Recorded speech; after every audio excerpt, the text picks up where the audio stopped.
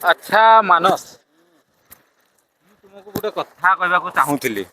କୋଉ କଥା? ତ ସେଇ କଥାଟା ହଉଛି ଯେ ଭଲ ପାଇବାର ମାନେ କଣ? ଯେ ମାନେ ବୁଝିବାର ଜିନିଷ ସେଠି କଣ ଅଛି ଭଲ ପାଇବାର? ଭଲ ପାଇବାର ମାନେ ହଉଛି ଗୋଟେ ଆମର ଯୋଉ ଗୋଟେ କହନ୍ତିନି କି ଆମର କଣ ସେଇଟା ବିଶ୍ୱାସ ଗୋଟେ ଭରସା ବୋଲି ଗୋଟେ ଜିନିଷ ଗୋଟେ ଅଛିନି କି? ହଁ ସେଟା ତ ସେଇ ସିଓର। ଜିନିଷ ଟା ଯଦି ନଥିବ ପ୍ରେମର ମାନେ କିଛି ତାର ଇଏ ନାହିଁ। ତୁମ ଜୀବନରେ ଏମିତି କେବେ ହେଇଛି କି ଯେ ତୁମକୁ ନାଇଁ ମୋର କେହି ଜୀବନରେ ଗୋଟେ ତ ଭଗବାନଙ୍କର ସେମିତି କିଛି ହେଇଛି। ଏମିତି ବି କିଛି ହେଇଛି ଯେ ତାଠୁ ବି ଧୋକା ଖାଇକିରି ବି ମୁଁ ପରବର୍ତ୍ତୀ ସମୟରେ ବି ଖୁସିରେ ବି ଅଛି। ଆଚ୍ଛା ତ ଏବେ ତା କଥା ମନେ ପଡେ କି ନାହିଁ ହଁ ତୁମର? ମନେ ତ ପଡେ ଯେ ଆଉ ସେଟାକୁ ମୁଁ କହିପାରୁଛି।